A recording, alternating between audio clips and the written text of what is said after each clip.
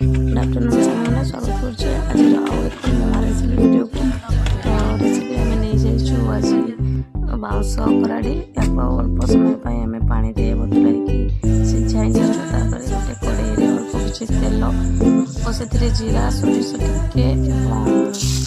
अल्प किसी प्याज को भल भाव फ्राए कर प्याज गोल्डन ब्राउन हो जाए किसी समय आम बाउंस चलेगा बाउंस कराड़ी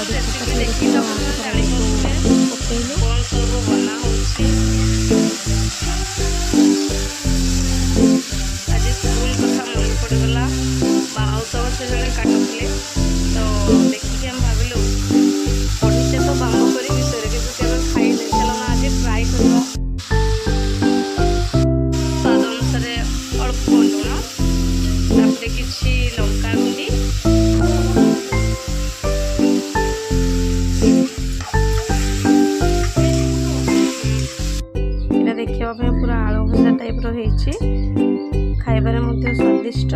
टिके हल्का पिताड़िया लगे किंतु खाइबार भल देखो सांग मैंने प्रस्तुत हो जाइए आजिकार बाम्बो करी रेसिपी। तो यहाँ को आम तरकारी टाइप कर पारे ना किंतु भजा टाइप रही खाइबा बहुत टेस्टी लगे आ देह भी बहुत भल।